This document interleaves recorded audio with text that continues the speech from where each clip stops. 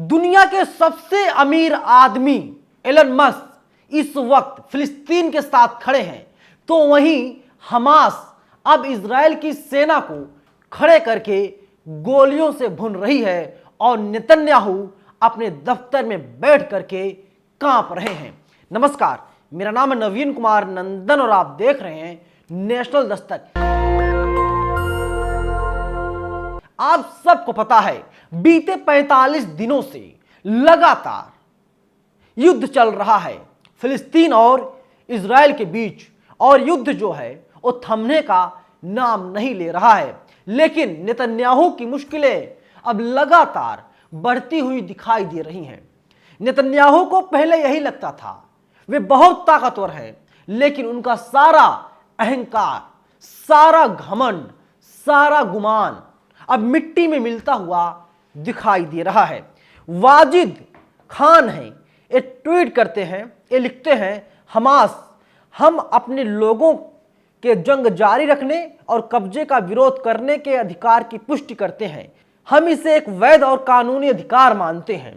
केवल फिलिस्तीनी लोग ही ऐसे हैं जिन्हें अपनी भूमि पर संप्रभुता का अधिकार है और किसी को भी उन पर हुक्म चलाने का अधिकार नहीं है। हमारे लोग अपने वैध अधिकारों के प्रति प्रतिबद्ध रहेंगे, हर तरह से उनकी रक्षा करेंगे जब तक कि कब्जा पराजित और समाप्त नहीं हो जाता और उनका राज्य स्थापित नहीं हो जाता, जिसकी राजधानी यरूशलेम है। और अब आप देखिए कि किस तरीके से वाजिद खान लिखते हैं, एलन मस्क ने एक इंटरव्यू में कहा था, जितने ज्यादा बेगुनाह लोग मारे जाएंगे भविष्य में उतने ही ज्यादा लोग हमास के साथ जुड़ेंगे। यानी दुनिया के सबसे अमीर आदमी का ये बयान सामने आया है। और वहीं आप देखिए नेपाल में, नेपाल के जो हिंदू हैं वे लोग फिलिस्तीन के समर्थन में रैली निकाल रहे हैं और इजराइल को एक आतंकवादी संगठन बताने का काम कर रहे हैं। लेकिन दुख इस बात का साहब, हमारे देश के जो तमाम राइट विंग के लोग हैं वे लोग यहूदियों के साथ खड़े हैं, वे लोग नेतन्याहू के साथ खड़े हैं और फिलिस्तीन के असली दुश्मन हमारे देश के राइट विंग वाले लोग हैं। और वहीं देखिए बड़ी खबर सामने निकल कर आ रही है, स्पेन के प्रधानमंत्री ने घोषणा की है कि उनकी सरकार फिलिस्तीन स्वतंत्र राज्य को मान्यता देने का काम करेगी। और जो सबसे बड़ी खबर है, सबसे बड़ी खबरें है, इजरायली सेना ने कबूल किया है कि गाजा में मुजाहिदीन ने हमारे 6 और सैनिकों को जहन्नुम भेज दिया है। यानी जो आईडीएफ के जवान थे, नेतन्याहू के जो सैनिक थे, उन लोगों को खड़ा किया गया, कहा गया तुम लोग लाइन से खड़े हो जाओ, और सबको एक ही बार में गोलियों से भून दिया गया, उनकी हत्या कर दी गई। देखिए जो युद्ध होता है, किसी देश के बीच युद्ध हो, युद्ध की एक गाइडलाइन होती है, उस गाइडलाइन का पालन करना पड़ता है। और युद्ध की गाइडलाइन यही होती है, किसी बेगुनाह को, किसी इनोसेंट को नहीं मारा जाएगा, सिविलियन को नहीं मारा जाएगा। लेकिन जो गाइडलाइन है हर रोज नेतन्याहू तोड़ने का काम कर रहे हैं। प्रधानमंत्री नेतन्याहू हर रोज गाइडलाइन का उल्लंघन कर रहे हैं। ये किसको मार रहे हैं, किसको मरवा रहे हैं? बेगुनाहों को, महिलाओं को, किन्नरों को, युवाओं को, बच्चों को। जो बच्चे अभी धरती पर नहीं आए, उनका बर्थ सर्टिफिकेट नहीं बना, उससे पहले उनको डेथ सर्टिफिकेट थमा दिया गया। ये है नेतन्याहू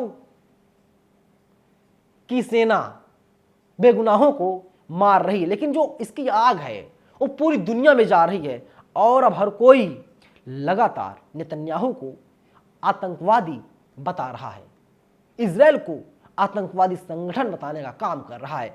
वाजिद खान का एक ट्वीट और देखिए, मैं जर्मन अधिकारियों से मिला हूं, वे हमास को आतंकवादी कहते हैं, लेकिन मैं इजराइल को आतंकवादी कहता हूं। यदि इजराइल 10,000 फिलिस्तीनी कैदियों को रिहा करता है तो मैं 200 इजरायली कैदियों को रिहा करवा सकता हूं। जर्मनी से लौटने के बाद तैयब यर्दोगन का ये बड़ा बयान सामने आया है।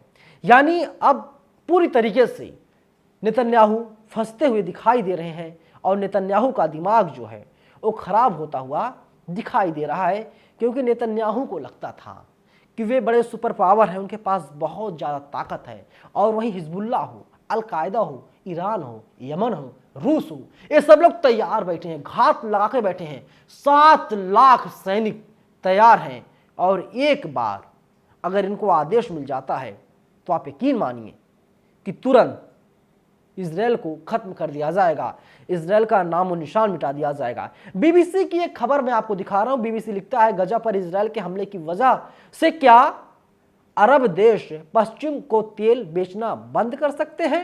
आगे लिखता है बीबीसी, आधी सदी पहले अरब देशों ने इजराइल पर हमला किया था। इतिहास में ये जंग योम किप्पुर की लड़ाई के नाम से दर्ज है। इस जंग में अमेरिका ने नए बने यहूदी देश का साथ दिया था। यानी अब जो है तेल सप्लाई करने का भी विकल्प बचा हुआ है। अरब देशों द्वारा तेल की आपूर्ति रोकने के कारण काफ़ी ज़्यादा तेल पीने वाली अमेरिकी कारें इतिहास के कूड़ेदान में बंद हो गई। 1973 से पहले कोई सोचता भी नहीं था कि ये कैडिलेक कारें कितना पेट्रोल पीती हैं। यानी अब प्रॉब्लम होने वाली है। लेकिन मैं आपको एक बात बताऊं कि जो इजराइल है, नेतन्याहू जिसके सर्वे सर्वा हैं, नेतन्याहू इतना क्रूर आदमी है, इसका दिल पत्थर का है या स्टील बॉडी का है, इंसानी दिल तो नहीं नेतन्याहू के पास। इसने बिजली कटवा दी, पानी बंद करवा दिया, लोग पानी से तड़प रहे हैं। जिन लोगों की हत्याएं, जिन लोगों को आईडीएफ वाले नहीं मार पाए, वे लोग पानी के अभाव में मर गए। पानी नहीं मैसर हो पाया, पानी नसीब नहीं हुआ। आप सोचिए कि कैसा शासक है, कैसा प्रधानमंत्री है, कितना क्रूर है, कितना निर्दयी है। और इसको तो सजा मिलनी ही चाहिए। लेकिन सवाल है सजा कौन देगा? आपको याद होगा 7 अक्टूबर को जब अस्पताल के ऊपर हमला किया गया था, इसके बाद पूरा मामला मीडिया में आया, दबाव बना, नेतन्याहू सवाल पूछा गया। लेकिन नेतन्याहू तैयार नहीं थे कि पूरे मामले की जांच अंतर्राष्ट्रीय न्यायालय से करवाई जाए, पूरा मामला अंतर्राष्ट्रीय न्यायालय में जाए, दूध का दूध पानी का पानी हो सके। उसमें भी लगातार शक बरकरार है कि क्या वास्तव में नेतन्याहू ने ही अल शिफा अस्पताल पर हमला करवाया था। अल शिफा अस्पताल में जो तमाम मरीज थे, डॉक्टर थे, उनको मरवाने का काम क्या नेतन्याहू ने किया था? अभी भी ये सस्पेंस लगातार बना हुआ है। इंडिया टीवी लिखता है, एलन मस्क ने यहूदियों के खिलाफ कह दी ये बड़ी बात, अजीबोगरीब टिप्पणी पर बिफरा अमेरिका। टेस्ला कंपनी के मालिक और अमेरिकी उद्योगपति एलन मस्क को यहूदियों की भावना के खिलाफ टिप्पणी करने पर अमेरिका ने कड़ी नसीहत दी है। व्हाइट हाउस ने मस्क की टिप्पणियों को यहूदियों की भावनाओं के खिलाफ करार दिया है। यानी फिलिस्तीन के समर्थन में एलन मस्क आ गए हैं, और अब इसीलिए अमेरिका भी कांप रहा है, डर रहा है, क्योंकि दुनिया के सबसे अमीर आदमी एलन मस्क हैं। और जब एलन मस्क बयान देते हैं या एलन मस्क जो बोलते हैं तो उसका मतलब होता है। और अब नेतन्याहू तक एक मैसेज पहुंच गया है कि जो अमेरिकी उद्योगपति हैं, दुनिया के सबसे अमीर आदमी हैं, वे इस तरह का बयान दे रहे हैं। तो अगर कहीं एलन मस्क ने फिलिस्तीन का समर्थन कर दिया खुल के, सड़क पर उतर के, तो नेतन्याहू की मुश्किलें बढ़ जाएंगी, क्योंकि नेतन्याहू के पास ज़्यादा कुछ बचा नहीं है, क्योंकि लगातार नुकसान हो रहा है। नेतन्याहू के सैनिकों को हमास ने बंधक बना लिया है।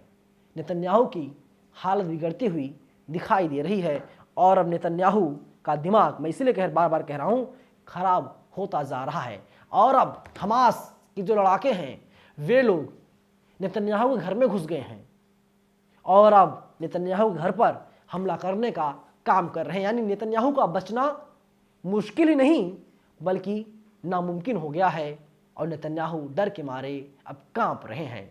और इसीलिए तमाम जो खबरें आ रही हैं, उन खबरों को इस तरीके से हमारे देश की टीवी मीडिया परोस रही है, ऐसा लग रहा है इजराइल की सेना ने वास्तव में गजा पर कब्जा कर लिया है, वास्तव में फिलिस्तीन पर कब्जा कर लिया है।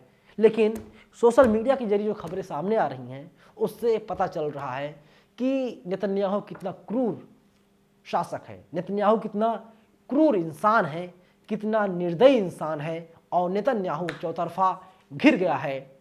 अमेरिका भले साथ दे रहा है, लेकिन दुनिया के 130 से ज़्यादा देश इस वक्त फिलिस्तीन के साथ खड़े हैं और नेतन्याहू की उल्टी गिनती शुरू हो गई है।